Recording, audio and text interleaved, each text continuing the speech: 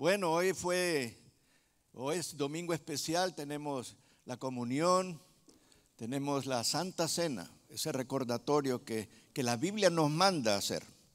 Por eso cada cierto tiempo tenemos esta comunión, esta Cena del Señor, recordando que Cristo viene, Cristo regresa, Cristo viene por segunda vez.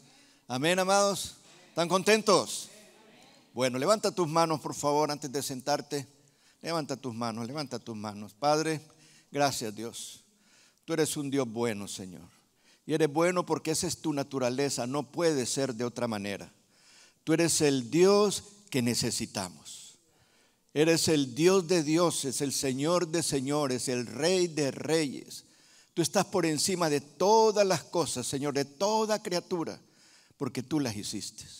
Por eso, Padre, en esta mañana queremos poner nuestro corazón como tierra fértil para que la semilla de tu palabra pueda caer allí y germinar y dar el fruto que tú estás esperando que demos. Afina nuestro oído espiritual. Padre, circuncidamos nuestro oído para que no haya carne en él, para que podamos escuchar solamente lo que tú quieres hablarnos. Sí tenemos necesidades, Señor, y tú sabes, cada persona en este lugar, cada persona que está conectada con nosotros en las redes sociales tiene una necesidad. Tú la conoces, Señor. Háblales para que puedan solventar su necesidad, para que puedan tener una respuesta a lo que necesitan. Y como siempre te pido, apártame a mí, que seas tú hablándonos a todos. En el nombre de Jesús, amén, amén y amén. Siéntense, por favor, amados. Déjame agregar un poco más a mi testimonio que te doy de vez en cuando, partecitas de él. Porque no sé si tú recuerdas que te dije que yo maté a mi mamá. Yo maté a mi mamá y estuve 28 años en la cárcel. Estuve 28 años preso porque yo había matado a mi mamá. ¿Y por qué te digo esto? Porque cuando yo nací, 48 horas después de haber nacido, murió mi mamá. Y yo crecí creyendo que yo había matado a mi mamá. Y algunas actitudes de mi padre, algunas actitudes emocionales en mi vida, me hacían creer que yo era rechazado, que me miraban de menos porque yo había matado a mi mamá. Yo no recuerdo un abrazo, yo no recuerdo una caricia, no recuerdo una palabra que me animara, que me levantara, nunca. Porque yo pensé que como yo había matado a mi mamá, mi papá no me quería. Y crecí de esa manera. No sé qué hubiera pasado de mi vida con mi vida, porque tantos años en esa cárcel, en esas emociones encontradas, en esos sueños que no podía realizar, en esa de mirarme de menos, porque allí en lo oculto, cuando yo veía a mis hermanos que podían estar con mi papá y que podían celebrar con mi papá y que hablaban con él y jugaban con él, pero a mí no me tocaba nada, yo decía, es que porque yo maté a mi mamá. Por eso es que es así mi papá conmigo. Pero un día Dios tuvo misericordia de mí y Jesús me encontró. Me encontró a los 28 años. A los 28 años sentí que se abrían las puertas de una cárcel como aquella en la que estaba encerrado Pedro, una cárcel que era un imposible que saliera de ella, una cárcel que tenía una dedicación en su puerta que decía Pedro para la eternidad aquí en esta cárcel. Pero ustedes y yo conocemos la historia, hermosa historia. Bajó un ángel, abrió las puertas no solamente de esa celda, sino todas las puertas de la cárcel, hasta que de pronto Pedro se sintió en la calle. Libre. Y así fue como esa cárcel se abrió en mi vida también. 28 años. 28 años preso porque había caído en la trampa. Había caído en el peligro de creer las cosas que Satanás lanza contra nuestras vidas. 28 años viviendo en amargura, en un peligro constante en mi vida, con una raíz de amargura tan fuerte que yo no podía amar, no podía creer que me podían amar y por eso mi reacción era difícil para con las demás personas. Yo fui un niño, un joven, un adolescente violento. No quería saber nada de las personas, no me gustaba que me abrazaran.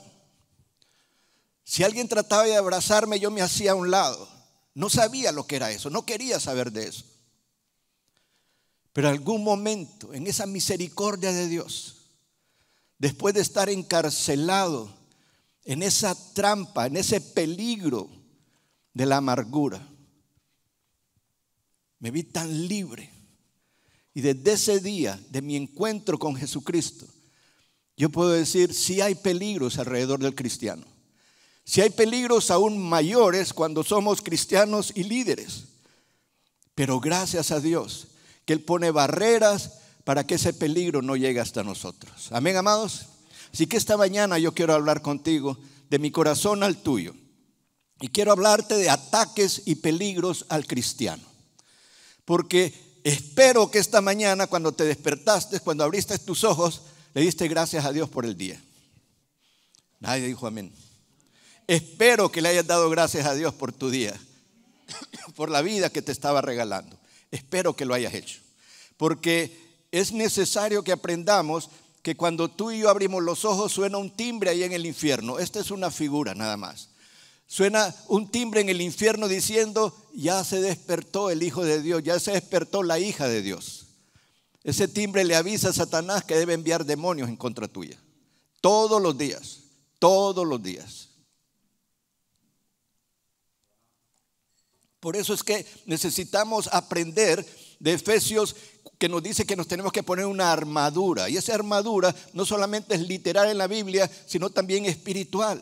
Dios quiere que nos coloquemos una armadura que nos permita evitar los ataques y los peligros del enemigo.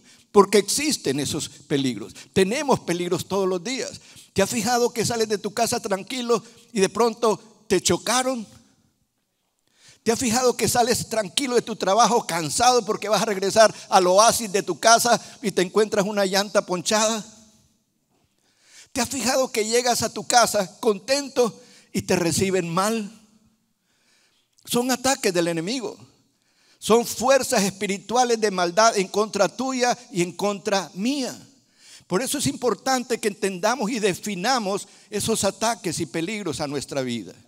Yo te voy a pedir que vayas a primero de Timoteo, a la primera epístola a Timoteo, el capítulo 6, versículo 12, para que arranquemos con este mensaje. Mira lo que dice la palabra. Pelea la buena batalla de la fe. Haz tuya la vida eterna, a la que fuiste llamado y por la cual hiciste aquella admirable declaración de fe delante de muchos testigos. Tremenda palabra. Mira, nada podrá apartarnos del amor de Jesucristo. Gracias por ese escuálido amén. Nada podrá apartarnos del amor de Cristo. Nada te puede quitar de allí. La Biblia dice que estamos ahí en la palma de la mano de nuestro Dios. Y nos han engañado diciéndonos que a lo mejor vas a poder perder esa salvación. A lo mejor, perdóname. A lo mejor hay algo que te va a evitar que Dios te ame. Mira lo que dice Romanos capítulo 8, versículo 35 y unos cuantos más. Romanos 35 en adelante. Esta es una pregunta. ¿Quién nos apartará del amor de Cristo? ¿La puedes contestar? ¿Quién nos apartará del amor de Cristo? Nadie, nada, ni nadie. Y empieza a enumerarte. ¿Crees tú que te puede apartar del amor de Cristo la tribulación? ¿El COVID-19? ¿Los desiertos que estamos pasando en este momento, el mundo entero? Guerras, como decía la pastora Norma, guerras, rumores de guerra, pestes, hambre. Terrible lo que estamos viviendo. Gracias que para nosotros todo eso es una sonrisa en nuestro rostro, porque la profecía se está cumpliendo.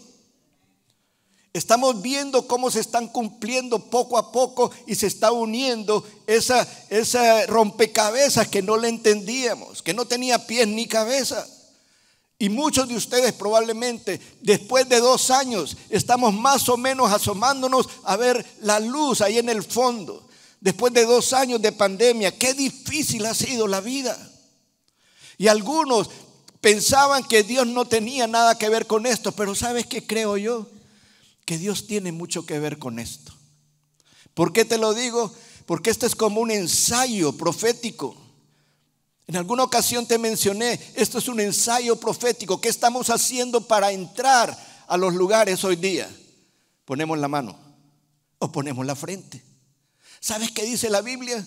Que en aquellos tiempos vas a tener que enseñar si tienes el sello en tu mano o en tu frente. Tremendo, ¿cierto? Gracias que solo es un ensayo. Pero estamos pasando por un desierto difícil. Y algunos han tirado la toalla. Algunos no se han dado cuenta que ya Dios había escrito en la palabra que nos iba a hacer pasar por desiertos difíciles. Y los desiertos son más duros cuando los pasamos solos. Gracias por la iglesia. Gracias por la congregación. Gracias porque podemos reunirnos como hermanos y hermanas, por lo menos una vez a la semana. Porque Dios va a insistir en que nos despertemos. Cada uno de nosotros se ha dado cuenta que si nos alejamos de Dios, y este mundo se ha alejado tanto de Dios, que Dios tuvo que aparecer. Y los que eran intelectuales y pensaban que todo era el intelecto, pues el Señor cerró los colegios y las universidades. Y todos aquellos que pensaban que a través de la religión iban a tener todo en esta vida, e iban a ser salvos y se iban a ir al cielo y no tenían que hacer nada más, el Señor cerró las iglesias. Y aquellos que estaban enamorados del dinero, aquellos que pensaban que ya tenían logrado todo en su vida porque tenían dinero, mira la bolsa. Es que Dios va a hacer algo para que volvamos a poner nuestros ojos en Él. Y el desierto es bueno. No voy a hablar de desierto hoy, pero estoy con mi corazón queriéndote decir que lo que estamos pasando con esta pandemia es un ataque, es un peligro para el cristiano. Es todo lo que nosotros vivimos cada día. Porque te recuerdo que los desiertos son buenos. Los desiertos son importantes. Si tú eres cristiano, si tú eres cristiana, vas a pasar por desiertos. Vas a sufrir desiertos. Pregúntame, ¿y por qué tengo que pasar por ahí? Pregúntame. ¿Por qué tengo que pasar por ahí? Porque Dios quiere que aprendamos. Ve a tu Biblia, por favor. Ve a tu Biblia. Ve al libro de Deuteronomio, capítulo 8. Deuteronomio, capítulo 8. Porque ahí está la respuesta. Te dije que no voy a hablar sobre desierto, pero necesito cerrar este pensamiento. Aquí el Señor nos dice por qué nos pasa por desierto, por qué te pasa por pruebas, por qué necesitas entender que vas a pasar por pruebas. Y no te quejes, porque hay 3 razones para que pasemos por pruebas. Ahí están en el capítulo 8 de Deuteronomio y en el versículo 2. Dice: y te acordarás de todo el camino, porque recuerda que iban para la tierra buena, ¿no? La tierra que iban a poseer, la tierra que fluía leche y miel. Y te acordarás de todo el camino por donde te ha traído Jehová tu Dios estos, ¿cuántos? ¿Cuánto hace que estás en prueba? ¿Cuánto tiempo llevas en prueba?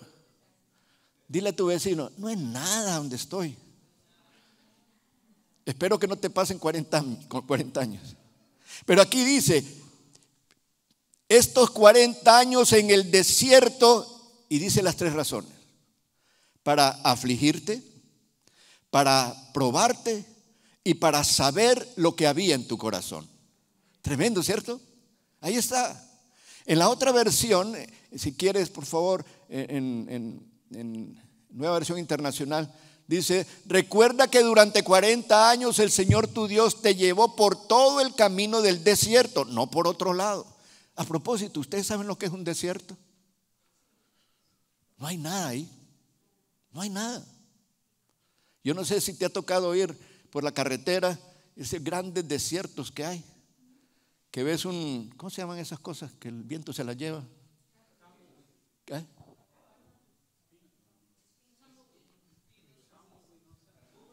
Arbusto no. Bueno, abrojos, esas cosas que tú ves que el viento pasa y tú vas manejando y lo ves pasar por ahí. Y más adelante te vuelves a encontrar otro que pasa por ahí. No es el mismo, es otro. Y es lo único que te encuentras en el desierto. Porque Dios quiere que entendamos lo que dice ahí. Nos puso en el camino del desierto y te humilló. Ay, qué fuerte esa palabra. Y te puso a prueba para conocer lo que hay en tu corazón. Pregunta lógica. ¿Y Dios, que lo sabe todo, no sabe lo que hay en mi corazón? Dile a tu vecino: yo creo que Dios debe saber lo que hay en mi corazón. Y tienes razón, Dios sabe lo que hay en tu corazón y en el mío. El problema es que tú y yo no sabemos lo que hay en nuestro corazón hasta que estamos en el desierto. Ese es todo el problema. Por eso nos pasa por ahí. Pero volvamos al mensaje. Porque quiero que hablemos de esos peligros, de esos ataques. Y cuando hablamos de Romanos capítulo 8, versículo 35 al 39, donde estamos, que nos salimos un poquito de ahí. Póngamelo ahí, por favor. Romanos 8, 35. ¿Quién nos apartará del amor de Cristo? ¿La tribulación o la angustia, la persecución, el hambre, la indigencia, el peligro o la violencia? Así está escrito: por tu causa nos vemos amenazados de muerte todo el día. ¿Por qué causa? Por ser cristianos. Nos tratan como a ovejas destinadas al matadero, amado, y todavía falta. Sin embargo, en todo esto somos más que vencedores por medio de aquel que nos amó. ¿Cuántos han mencionado? Somos más que vencedores en Cristo. Pero ¿sabes por qué, no? ¿Ya sabes por qué? Miremos el otro versículo. Pues estoy convencido. ¿Me apoyas en eso?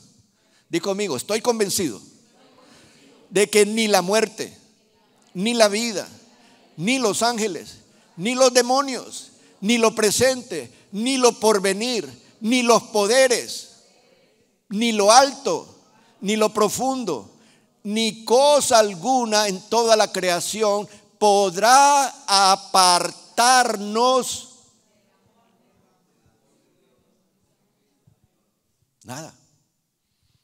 Nada nos puede apartar del amor de Dios. ¿Te gusta eso? No hay nada que te pueda apartar del amor de Dios. Yo entiendo las debilidades de la carne, entiendo las emociones encontradas, entiendo que a veces decimos: Señor, ya no puedo más, sácame de esto, o por lo menos regresa. Pero en eso estamos, porque no hay nada, mis amados, no hay nada que nos pueda apartar del amor de Dios. Amén. Y todo cristiano, y especialmente los líderes, tienen que saber que van a librar grandes batallas para poder tener éxito en su llamado como hijos de Dios, como hijas de Dios. Amén. Porque hay situaciones de peligro. Hay situaciones de peligro que necesitamos conocer, abrir nuestros ojos, los naturales y los espirituales. Los peligros, esas situaciones de peligro, es todo aquello que amenaza con desestabilizarnos, la vida que tenemos, todo lo que realizamos. Eso es lo que quieren esas situaciones de peligro: quitarnos de ahí, quitarnos la paz, la bendición. Es el riesgo de que algo malo nos pueda suceder. Esas son las situaciones de peligro. Y sabes, el cristiano está expuesto a eso.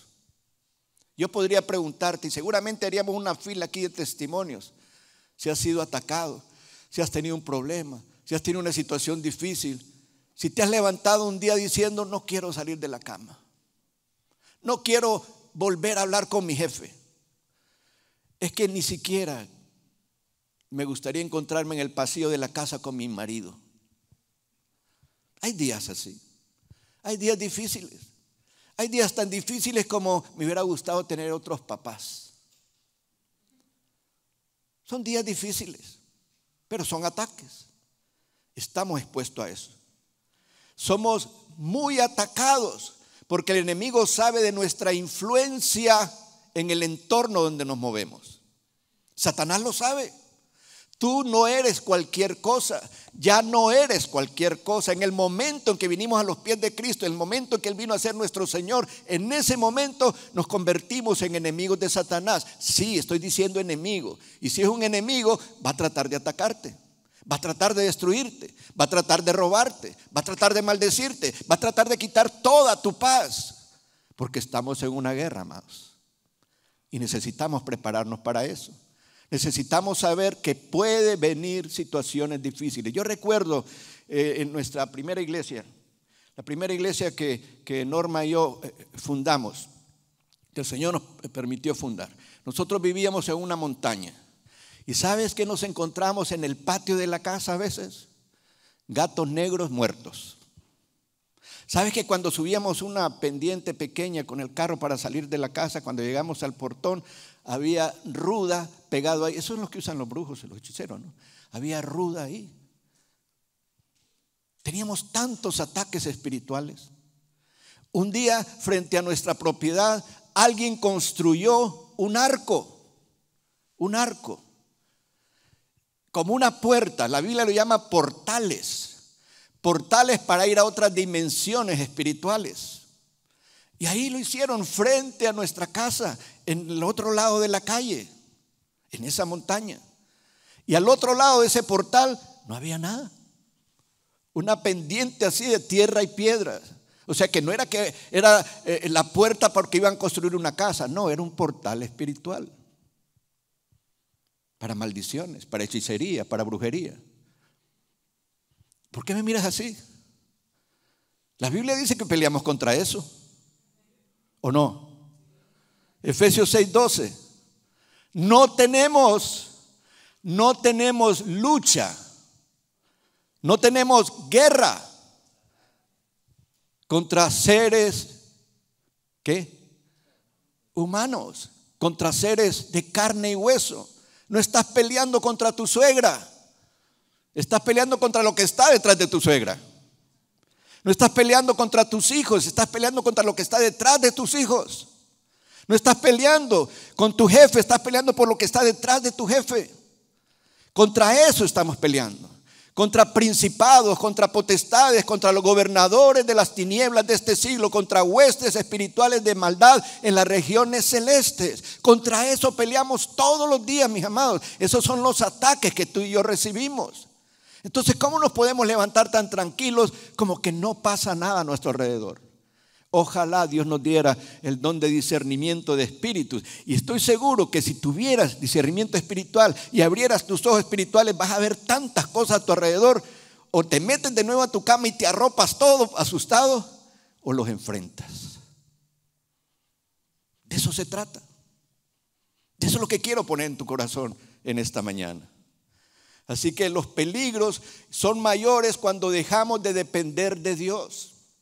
Cuando tú y yo empezamos a depender de nosotros mismos, la situación de peligro se vuelve más grande, más difícil de vencer. No podemos con nuestras propias fuerzas vencer al enemigo. ¿Sabes que Pablo le sugirió este consejo a Timoteo? Lo acabamos de leer, 1 Timoteo 6:12. Quiero que vuelvas ahí, por favor. Porque mira, este es un consejo de Pablo a su hijo Timoteo, hijo espiritual, por supuesto. Lo que le dice es: pelea la buena batalla de la fe. ¿Escuchaste eso? ¿Te imaginas que alguien te dijera: mira, pelea la buena batalla de tu fe, tú puedes vencer, tú eres capaz de hacerlo, tienes el dominio de las potestades espirituales? Dice allí que hoy día estamos llenos de fe, pero no aplicamos esa fe. Todos sabemos lo que es la fe, por lo menos en la teoría. Hebreos 11:1. Es pues la fe, la certeza de lo que se espera, la convicción de lo que no se ve. En otras palabras, ver donde no hay. ¿Lo estamos haciendo? Depende. Si nos va bien, sí. Pero si nos va mal, empezamos a protestar. Todo lo podemos conquistar. Vuelvo a repetir eso. Todo lo podemos conquistar. Pero otros días la fe desaparece. Otros días ni siquiera sabemos cómo pelear con esas huestes de maldad. Nos sentimos vacíos y entonces empezamos a decirle: Dios mío, ayúdame, Padre, no puedo hacer esta guerra. Yo no puedo pelear contra esto. No tengo fuerzas para pelear. Te leímos ahora Efesios 6:12. Porque si no tenemos lucha, no tenemos guerra, no tenemos batalla contra carne y hueso, entonces estamos peleando contra cosas espirituales. Y déjame hacerte una ilustración para que entendamos esto. Lo que sucedía en la mente de Pablo era lo que él conocía en aquel entonces. En aquella época era la batalla, la pelea greco-romana. Era aquellos gladiadores que se preparaban para entrar a un coliseo romano con miles de personas allí y que iban a matar o morir. No había más alternativas. Te preparabas para matar o para morir. Y cuando entrabas al ruedo, cuando entrabas al coso allí de ese gran estadio, oías esas miles de voces diciendo: mátalo, mátalo, mátalo, mátalo, mátalo. Esa es tu guerra de todos los días. Esa es tu batalla de todos los días. Satanás diciéndole a sus demonios: mátalo, mátalo, mátalo. Róbale, róbale, róbalo. Destrúyelo, destrúyelo, destrúyelo. Juan 10:10. Así que, mis amados, lo otro que le dice Pablo a Timoteo: echa mano. Equivale a apropiarnos de la vida eterna que el Señor ya nos dio. Ya nos dio. Mira, tengo que hacer este paréntesis porque necesitamos cuidar la salvación. A pesar de lo que cualquier denominación, cualquier iglesia te diga de si se pierde o no se pierde la salvación, no estamos en este asunto en este momento.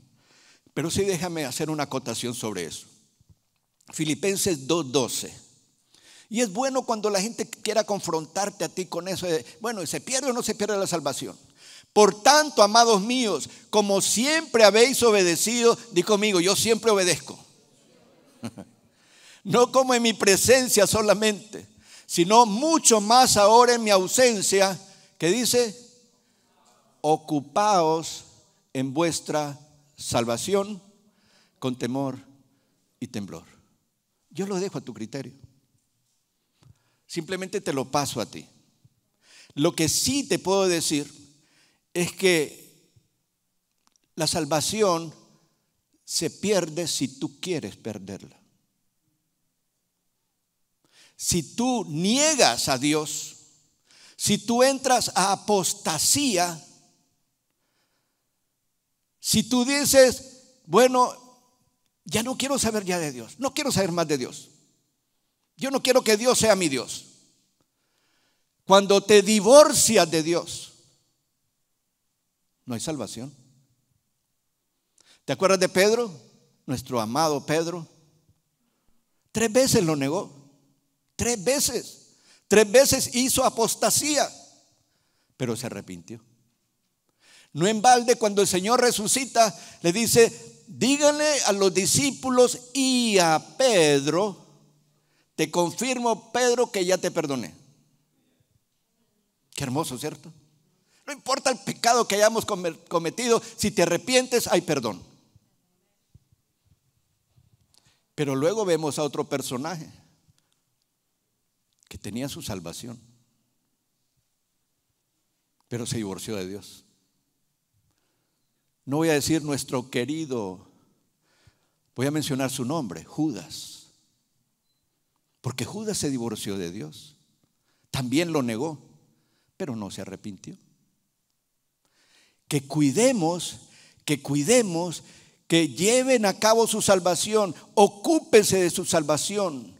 Cuidar aquello que nos aleje de esto. Cuidar de esos ataques, de esos peligros que nos alejan de Dios. Y que de pronto, en lugar de recibir la bendición de la prosperidad de parte de Dios y darnos cuenta que fue Dios quien te prosperó, quien te dio ese negocio, quien te dio la empresa, que te dio ese buen trabajo, ese buen salario, esos buenos horarios, que fue Dios, comienzas a traer peligro a tu vida con otros elementos que vamos a hablar ahora. Entonces ya no es bendición. Te apartó de Dios. Niegas a Dios. Hay apostasía en tu parte. Y luego le dice también Pablo a Timoteo: haz la profesión. Y esto hay que aclararlo, porque profesión equivale a confesión. Profesión es confesión. Confesión pública de que Jesús es el Señor. Y yo agregaría algo más: de que Jesús es mi Señor. ¿Cuántos pueden decir Jesús es mi Señor? Dilo entonces: Jesús es mi Señor. Los discípulos del lunes saben que enseñamos esto porque está en la palabra de Dios. Romanos 10, 9 y 10. ¿Lo recuerdan, mis amados discípulos? Que si confesamos con nuestros labios que Jesús es el Señor y creyeres en tu corazón que Dios le levantó de los muertos, serás salvo. Qué tremendo, ¿cierto? Solo hay que hacer eso. ¿Por qué razón? Porque con el corazón se cree para justicia, pero con la boca se confiesa para salvación. Eso no es mental, amados. Si ya te lo escribe la Biblia, hay que hacerlo. La Biblia dice que no es en el pensamiento, porque cuando es en el pensamiento es meditación, pero cuando es con los labios es declaración. Entonces hay que declarar que Jesús es mi Señor para ser salvo. Dile a tu vecino: yo ya lo hice hace tiempo. Así que hay que confesar con la boca. Déjeme entrar al mensaje entonces. ¿Cuáles son esos peligros a los que nos enfrentamos?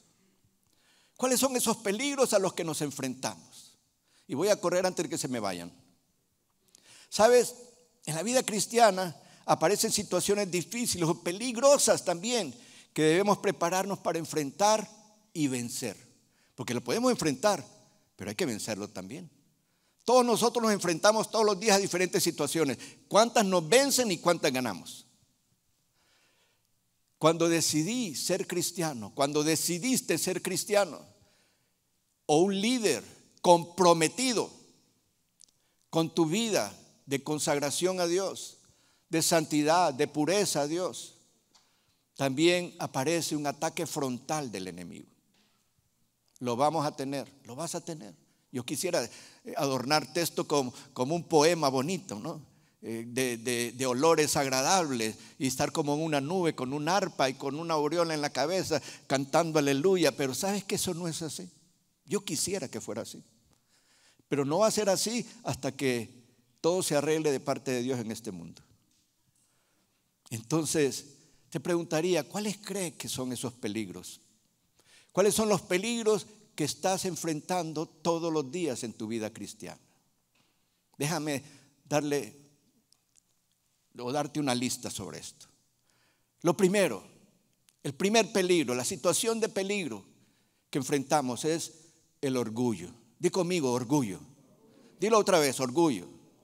Romanos 12:3 dice: digo pues, por la gracia que me es dada a cada cual que está entre nosotros, que no tenga más alto concepto de sí que el que debe tener. Eso lo puedes subrayar. ¿Qué quiere decir eso? Que Dios nos permite cierto orgullo. Yo estoy orgulloso de mi esposa. Yo estoy orgulloso de mis hijos, orgulloso de mis nietos, orgulloso de ustedes. Pero no más allá del que debo tener. Yo no puedo decir: estoy orgulloso de esta congregación porque todas las iglesias son muy malas. Solo nosotros somos los buenos. Que el que debe tener, sino que piense de sí con cordura, conforme a la medida de fe que Dios repartió a cada uno. Qué terrible es el orgullo, ¿cierto? ¿Conoces personas orgullosas? ¿Conoces personas que te miran sobre el hombro? ¿Conoces personas que te miden de pies a cabeza o de cabeza a pies? Las personas que se creen los dueños del mundo. En mis tiempos decían la mamá de Tarzán. Tremendo. Hay personas así. Hay personas que expiran, porque no respiran, expiran orgullo. Y caminan por todas partes dejando una estela de orgullo. Nadie se les puede acercar. Nadie puede hablar con ellos. Ellos lo saben todo. Tú le dices algo, sí, yo ya sabía eso. ¿Y qué te parece si tal? Yo ya lo había pensado. ¿Conoces personas así? Qué mal me caen. No les puedes decir nada porque ellos ya lo habían pensado. O te dicen, no, yo ya lo hice. Qué orgullo, ¿cierto? Orgullo. Hay antídotos para esto. Pensar de sí mismo con cordura. Cordura es prudencia, sensatez. Si no quieres caer en orgullo, tienes que ser sensato, prudente. Vas a ser más aceptado por las personas cuando no seas orgulloso. Yo voy a descubrir un secreto muy íntimo de Norma y yo. Cuando yo conocí a Norma, ella dice que yo le caía mal porque era muy orgulloso. Mira, ya después de 40 y pico de años, o se me bajó o se acostumbró. Pero otro peligro, no solo el orgullo, sino la murmuración. Gracias a Dios que aquí no hay nadie que murmure. Gracias a Dios que todos los que nos miran no murmuran. Gracias a Dios que tú no conoces a nadie que murmure. Santiago 4, 11 y 12. Estos son los versículos lapidarios. Es decir, los que te meten y te apedrean, o te meten y te fusilan, o te cortan la cabeza en una guillotina. Estos son los versículos duros, pero hay que leerlos. Santiago 4, 11 y 12 dice: hermanos, y como siempre te digo, es bueno leer bien esa palabra. ¿Cómo inicia? ¿A quién se refiere? Ay, ouch. O di cualquier cosa, pero es a nosotros, es a la iglesia, los hermanos. ¿Cómo es posible? Hermanos, no murmuréis los unos de los otros. El que murmura del hermano y juzga a su hermano, murmura de la ley y juzga la ley. Pero si tú juzgas a la ley, no eres hacedor de la ley, sino juez. Wow. ¿Quién eres para que juzgues a otro? Tremendo. ¿Conoces murmuradores? Sí, yo también. Yo también. No hablan bien de nadie. Nadie está bien para ellos. Nadie hace buenas cosas. Son las personas que tú vienes contento a contarle: hermanito, ¿te diste cuenta que la hermanita le dieron un ascenso en su trabajo? A saber a quién compró, a saber quién hizo, a saber qué hizo. Porque yo conozco a esa hermanita y no sabes.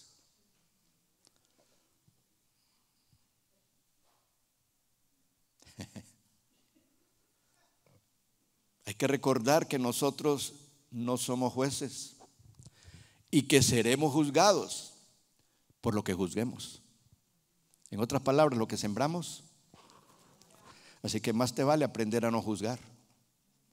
Más nos vale. Pero otro peligro que enfrentamos es la rebelión. Mira 1 Samuel 15, 23. Porque como pecado de adivinación es la rebelión, y como ídolos e idolatría la obstinación. Por cuanto tú desechaste la palabra de Jehová, Él también te ha desechado para que no seas rey. Obviamente ustedes se acuerdan, esto era con Saúl. Pero mira, lo que habla allí es rebeldía. Y rebeldía el Señor lo ve como idolatría, como adorar a otros dioses. Así ve al rebelde el Señor. Rebeldía contra tu autoridad. Rebeldía contra la autoridad que está sobre ti. También los discípulos estamos estudiando eso en este momento. Y yo no sé si llegaron a buena hora los discípulos con los dos temas que hemos estado tratando, con señorío de Cristo y con autoridad espiritual. Porque qué difícil es sujetarse. Qué difícil es sujetarse y obedecer a Dios. Y cuán difícil es sujetarse y obedecer en este plano. Aquí, entre nosotros, entre los humanos. Qué difícil. O ustedes son de lo que no importa quién sea el jefe, yo me sujeto, yo soy obediente, no importa lo que me digan. Te vas a tener que quedar a trabajar más tarde. Y el Señor, gracias Señor, gloria a Dios. Tú sabes tu pensamiento, pero me están esperando en la casa. Yo ya tenía mis planes. Rebeldía. ¿Sabes que eso es lo que está pasando hoy día, no? Hoy a través de las redes convocan a rebeldías. Tú puedes tener tu sentir, tu pensamiento, me parece perfecto. Pero tu Biblia y la mía dice que toda autoridad es establecida por Dios y el que se opone a la autoridad, a Dios se opone. ¿Te lo dije rápido? Toda autoridad es establecida por Dios y el que se opone a la autoridad, a Dios se opone. Y si Dios lo escribió aquí, Él sabrá por qué lo dice.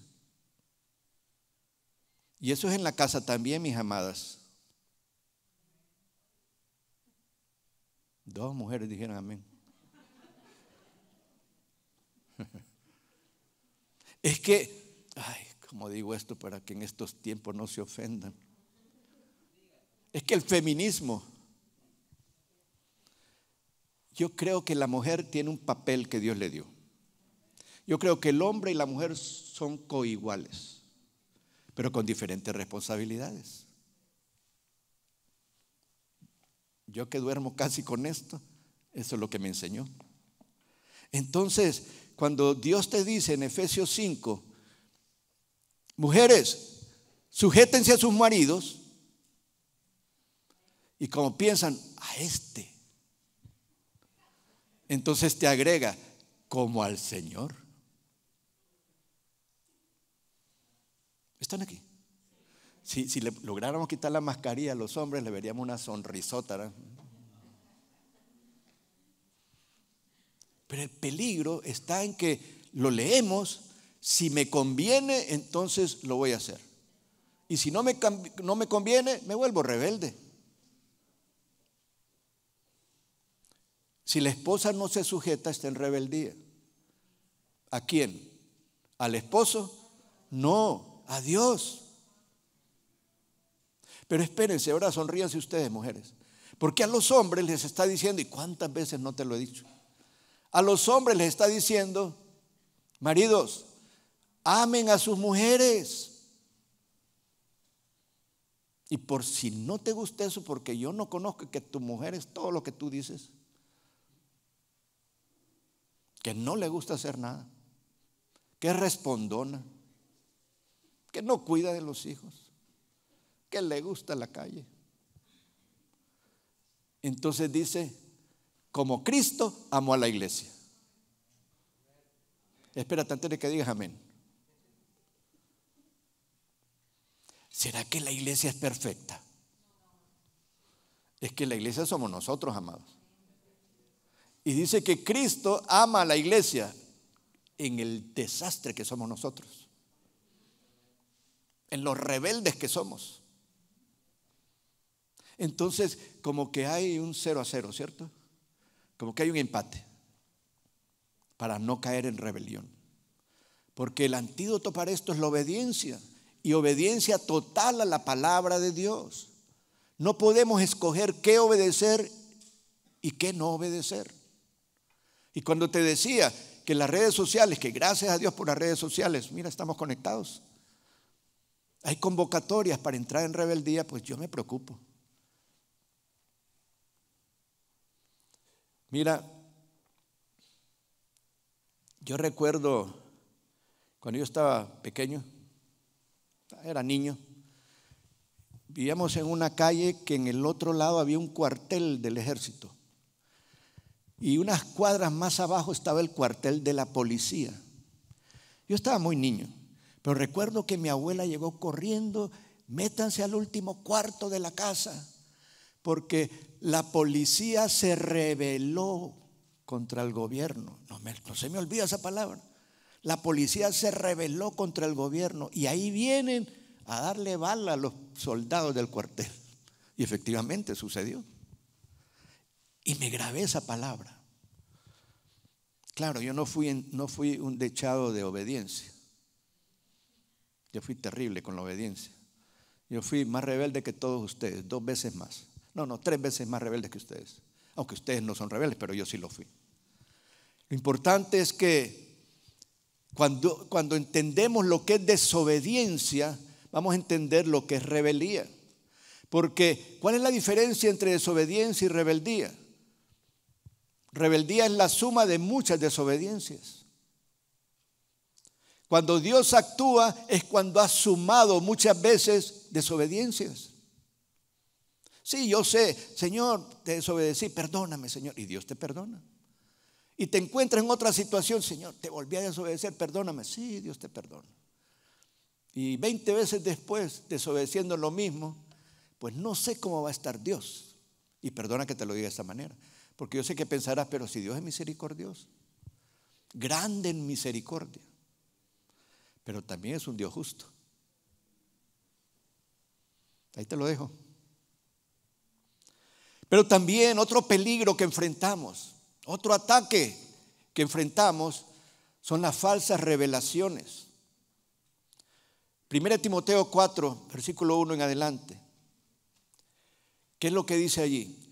Pero el Espíritu, con mayúscula, eso quiere decir Espíritu Santo, pero el Espíritu dice claramente que en los postreros tiempos algunos apostatarán de la fe, escuchando espíritus engañadores y doctrinas de demonios, por la hipocresía de mentirosos que, teniendo cauterizada la conciencia, prohibirán casarse y mandarán abstenerse de alimentos que Dios creó, para que con acción de gracias participasen de ellos los creyentes y los que han conocido la verdad. Porque todo lo que Dios creó es bueno y nada es de desecharse si se toma con acción de gracias. Porque por la palabra de Dios y por la oración es santificado. Entonces, cuando hay falsas revelaciones que contradicen a la palabra de Dios, nos encontramos adorando muchas cosas que no es Dios. Nos encontramos levantando a personas que no son Dios. ¿Sabes? Yo he conocido personas que el Señor les ha dado el don de la profecía, el don de discernimiento de espíritus. Pero de pronto se comienza a idolatrar a ese profeta o esa profetisa. No, es que habla por Dios. El Señor le usa mucho. Y comienza ese espíritu que va al ego, que va ahí al alma, para que traiga orgullo a esa persona, que ya lo vimos cómo funciona. Y comenzamos entonces a mentir a otros, a traer falsa revelación. ¿Y nosotros cómo lo cuidamos en nuestras iglesias eso? En nuestro ministerio nosotros cuidamos mucho eso. No solamente en la iglesia, sino en los grupos, en las células. Porque siempre aparece lo que es falso y lo que es verdadero. Por eso nuestros líderes necesitan orar por discernimiento espiritual. Amén, amados. Así que esto es una batalla que el creyente tiene que librar contra el espíritu de apostasía, es decir, de negar la fe. Lo acabamos de leer. Este espíritu se presenta cuando se desecha la gracia para andar por el camino de las obras. Profecías falsas. Así que muchas de esas profecías lo que traen es temor, manipulación, y no nos podemos permitir eso. Así que lo que tenemos que hacer es tener la palabra de Dios y la oración para santificar todo lo que hacemos.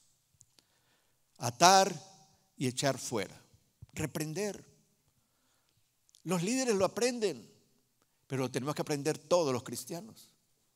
Los discípulos estaban felices después de que el Señor los envía de 2 en 2, obedientes, y se van y al tiempo regresan saltando, danzando, muy alegres, y le dicen a Jesús ahí en su cara: mira, hasta los demonios se nos sujetaban en tu nombre.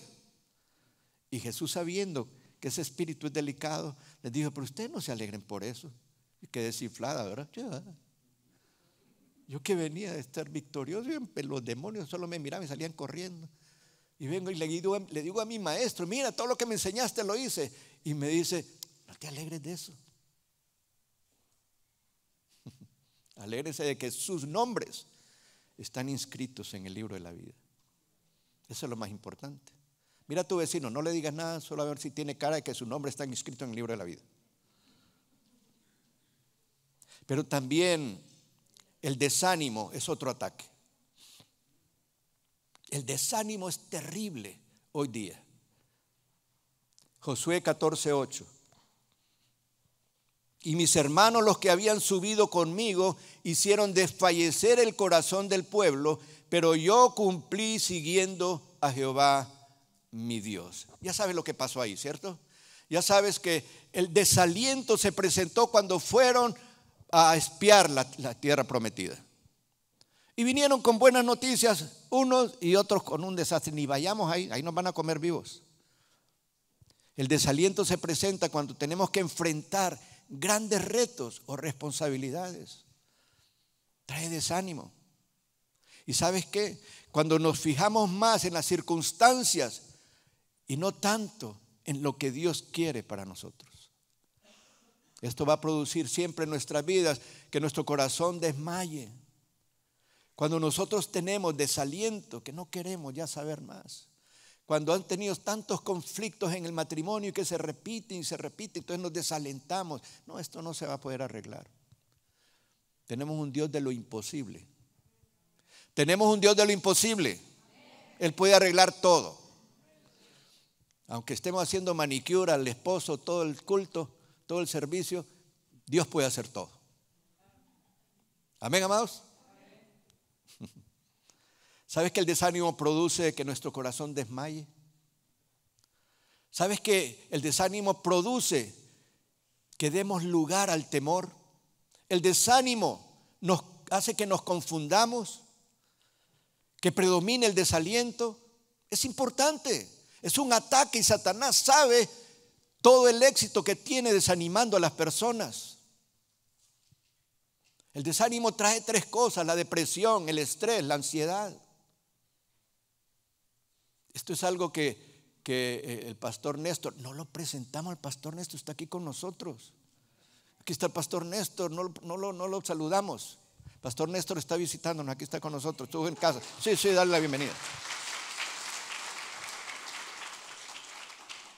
Ha estado con nosotros estos días y aprendí estas tres cosas con él. El desánimo trae depresión, estrés y ansiedad. ¿Qué es la depresión? Un pasado no resuelto. ¿Qué es el estrés? Un presente incómodo, presente que no podemos manejar. Y la ansiedad es temor al futuro. Tremendo, ¿cierto? Eso trae desánimo. Eso es lo que trae. Así que necesitamos la promesa de Dios que va con nosotros todos los días. Necesitamos la batalla que se gana primero en lo interno y luego se cree en el corazón, como hablamos antes, y se confiesa con la boca. Así que necesitamos escoger bien nuestras relaciones si no queremos entrar en desánimo. Alguien dice, pastor, ¿y ahora para qué? Ya tengo 30 años de casado. Bueno, pues aprende a vivir. Después de 30 años ya no debías tener problemas. Ni cuando tienen uno, porque hicieron un buen noviazgo. ¿Aló? Es que si no hiciste un buen noviazgo en obediencia a las reglas, por lo menos de nuestras iglesias, pues probablemente vas a tener algunas situaciones difíciles en tu matrimonio. Pero para eso están los pastores. Ven con los pastores para consejería. Amén. Tienes que escoger bien tus relaciones. Algunos de ustedes, mira qué atrevimiento el mío, algunos de ustedes viven con relaciones tóxicas. No estoy hablando de esposo o esposa, no estoy hablando de las suegras tampoco, pero tienen muchas relaciones tóxicas. Personas que hace días tenían que haberlas despedido de ellas. Personas que ustedes ya no resisten, que están diciendo siempre, ahí viene otra vez. Deshazte de eso. Ese es un lastre, un peso. Hay relaciones tóxicas en nuestras vidas, amados, que te traen desánimo, te traen el estrés, la depresión, la ansiedad. Aprende a cortar con eso para vivir tranquilos, para vivir en paz. Mira, yo ya no estoy para hacer nuevos amigos. Yo estoy para cuidar mis viejas amistades. Pero la mayoría de ustedes o todos ustedes están jóvenes. Entonces, haz amistades que te duren toda la vida, que no te manipulen, que no se aprovechen de ti. Cuando yo estaba joven, soltero y bello y próspero, tenía muchos amigos. Me decían alcalde, porque yo pagaba todo. Y cuando ya no tuve, ustedes saben lo que pasó. Ahí estaban todos los amigos. Ahí estaban todos mis amigos. Y aquí estamos contigo, Rolando. Mira, no te preocupes. Mentira, todos se fueron. Cuando hay prosperidad, están todos tus amigos. Pero en los problemas conoces a tus verdaderos amigos. Ni les voy a preguntar si han pasado por ahí. Así que necesitamos salir del desaliento. Y estoy terminando ya, amados. Ya cuando le ponen el signo de menos a los minutos ahí, ya me pasé. La negligencia es otro ataque. Proverbios 10, versículo 4 y 5. Proverbios 10. Mira lo que dice. La mano negligente empobrece, mas la mano de los diligentes enriquece. El que recoge en el verano es hombre entendido. El que duerme en el tiempo de la siega es hijo que avergüenza. ¿Puedes poner el 4 en la nueva versión internacional, por favor? Y escucha y léelo ahí conmigo. Las manos ociosas conducen a la pobreza. Las manos hábiles atraen riquezas. Amados, la negligencia te va a cobrar caro. La Biblia dice que nosotros tenemos lo que queramos. El barbecho está ahí, lo que pasa es que tenemos pereza de sembrar. Tenemos la capacidad, tenemos los dones, las habilidades que Dios nos ha dado para poder hacer lo que queramos, porque somos hijos e hijas de Dios. Pero hay negligencia. Y esto viene como hombre armado, dice otro proverbio. La pobreza. Así que nos negamos a ello. El negligente es aquel que ve la necesidad espiritual que hay a su alrededor y prefiere dejar la oración, y prefiere dejar el trabajo, y prefiere dejar las almas para después. Es el que prefiere seguir en la rutina de su negocio, en la rutina de su trabajo, pero no va a ir más allá, no va a ir la milla extra. Se va a quedar en ese nivel. Ese nivel se llama mediocridad. Mediocridad es en medio de nada. Mediocridad, en medio de la nada. Muchas personas viven así, pero no se nos es permitido a los cristianos vivir de esa manera. Nosotros somos personas de éxito, personas que somos prósperas. No digo que vamos a ser. La pastora dijo que ojalá que fueran millonarios todos. Hoy sí que perdieron todos porque nadie dijo amén. Ojalá fueran millonarios todos y que trajeran el diezmo a la iglesia. Así que ser diligente y entender que estamos viviendo en tiempos de mucha cosecha espiritual, amados. Hay tanto para el reino de Dios. Hay tanto para los hijos y las hijas de Dios. Y si lo creemos y actuamos, Dios va a enriquecer nuestras vidas. No solamente nuestros ministerios. Voy a terminar con esto porque ya hay más cosas que quisiera decir. Termino con este último ataque. La envidia. Envidia. Di conmigo envidia. Dilo de nuevo, envidia. Otra vez, envidia. Eclesiastés 4:4. He visto asimismo que todo trabajo y toda excelencia de obras despierta la envidia del hombre contra su prójimo. También esto es vanidad y aflicción de espíritu. La envidia es el resultado de una frustración.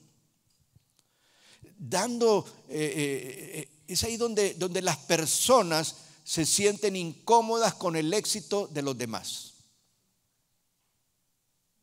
¿Sí? Y entonces, como no le gusta el éxito de los demás, caen en murmuración. 2 más 2 son 4. ¿Y lo que pasa? Entonces, no solamente murmuran, sino que critican, y hay aflicción de espíritus en ellos. ¿Conoces personas que le dices: ¿sabías que Juanito, si hay algún Juanito, no es contigo, ¿sabías que Juanito puso un negocio y le va bien? Y algo te revuelve aquí, está hirviendo algo aquí. ¿Juanito? Sí, Juanito. Juanito. Y te hierve algo aquí porque tienes tanta envidia que no fuiste tú el del negocio. Eso se llama envidia.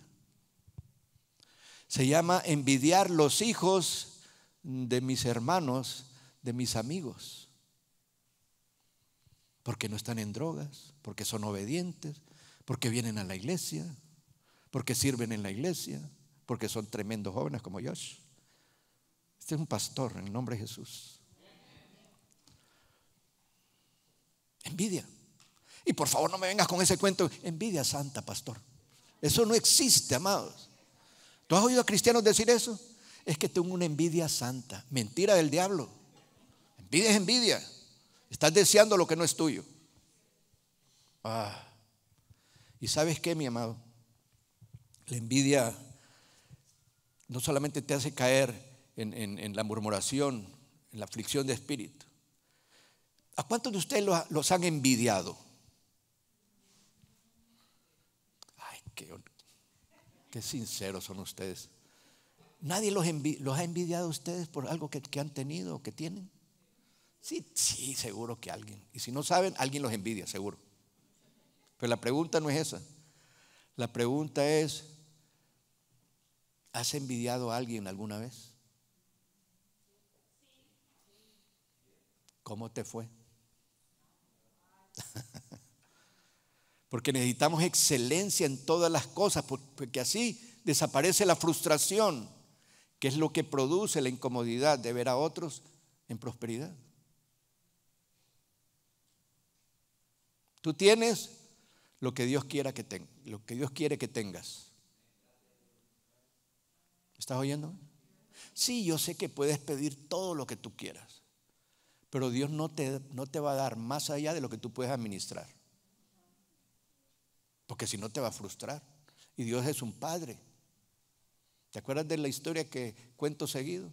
Si tú vives al lado de un freeway y no tienes cerca tu casa y tienes un niño de 3 años, no le vas a comprar un triciclo. Ya sabes dónde lo vas a encontrar, ¿no? ¿Por qué? Porque eres padre, porque eres madre. Amas a tu hijo. Dios es un padre. Y por mucho que oremos, por mucho que ayunemos, por mucho que diezmemos, por mucho que sirvamos, por mucho que vengamos a la iglesia, por mucho que nos portemos bien, si Dios dice no es tu tiempo, no es tu tiempo. Dios es soberano. Pide. La Biblia dice que pidas. Pero no te enojes con Dios cuando no te llegue todavía. Amén.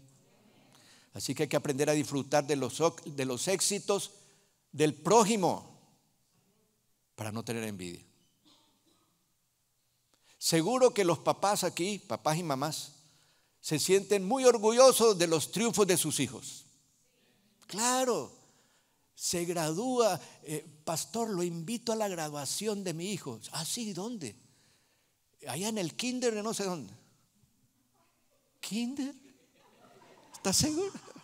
asegura kinder, voy a ir a la graduación de un kinder. ¿Por qué? Porque para la mamá y el papá es su graduación de su hijo. Amén. No, yo estoy envidioso porque mi hijo no se ha graduado de kinder todavía. Bueno, mi amado, póngase de pie para que crean que ya nos vamos.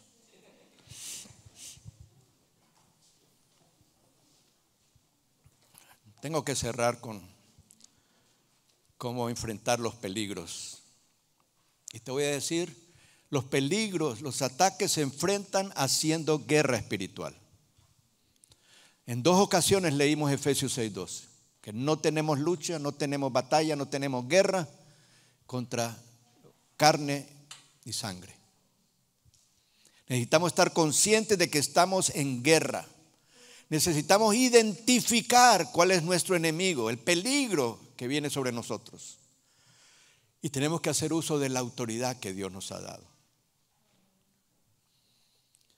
Si no has copiado ningún versículo, escribe con letras de oro esto que te voy a dar, ahí en tu corazón. 2 Corintios 10, 4 al 6. Mira, si no escuchaste ningún otro pasaje, escucha esto. Porque las armas de nuestra milicia no son carnales, sino poderosas en Dios para la destrucción de fortalezas, derribando argumentos. Te voy a matar, te dice Satanás, te voy a robar. Y toda altivez que se levanta contra el conocimiento de Dios, y llevando cautivo todo pensamiento a la obediencia a Cristo. El último. Uno más. Ya estuvo. Y estando prontos para castigar ¿a quién? A Satanás, a sus demonios. Estando prontos para castigar toda desobediencia cuando vuestra obediencia es perfecta. Así que, amados, ¿cómo enfrentamos los peligros? Con obediencia. Satanás no nos va a hacer caso, sus demonios no va a hacer nada de caso a nosotros si nosotros estamos en la fila de los desobedientes. Pero Él sabe el poder que tiene esto en nosotros. Él sabe el poder cuando tú abres tu boca y comienzas a declarar esto. Él sabe el poder que tiene eso. En el nombre de Jesús. En el nombre de Jesucristo. Te recuerdo que la Biblia dice que el nombre de Jesucristo es sobre todo nombre. Todo en esta vida tiene un nombre. Todo en esta vida tiene un nombre. Cáncer es un nombre. Pobreza es un nombre. Divorcio es un nombre. Soledad es un nombre. Orgullo es un nombre. Lo que hablamos hoy son nombres. Y el nombre de Jesús está sobre todos esos nombres. Entonces, en el nombre de Jesucristo echamos fuera toda malicia de Satanás sobre nuestras vidas. En el nombre poderoso de Jesucristo. Inclina tu rostro, por favor. Padre, aceptamos que es más poderoso el que está en nosotros, que con Cristo somos más que vencedores. Confesamos, Señor, que ningún arma forjada en contra nuestra va a prosperar. Señor, confesamos, declaramos, sabemos que más son los que están con nosotros que los que están con ellos. Y Dios, yo hablo bendición. Hablo bendición para cada persona en este lugar, cada familia representada en este lugar, para cada familia que está conectada con nosotros en las redes sociales. Señor, hablamos que las maquinaciones del diablo tienen un límite. Hoy se le termina la fiesta a Satanás en el nombre de Jesucristo. Hoy desaparece todo temor de las vidas. Hoy desaparece todas las frustraciones que hemos tenido. Hoy desaparece todo aquello que dijimos no voy a poder lograrlo. Hoy desaparece aquello que pensamos que no era para nosotros. En el nombre de Jesucristo declaramos que Dios está con nosotros. Di conmigo, Dios está conmigo. Dilo, Dios está conmigo. No hay nada que no puedas hacer en el nombre de Jesucristo. Le creemos a Dios. Le creemos a Dios en el nombre de Jesucristo.